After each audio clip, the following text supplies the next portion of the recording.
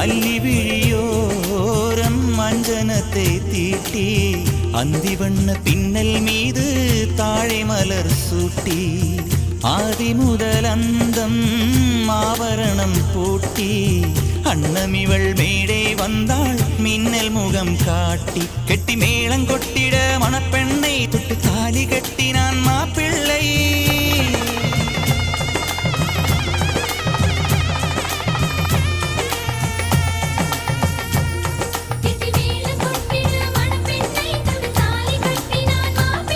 இந்த ஏழை நெஞ்சமும் நீ வாழ என்றும் பூக்கள்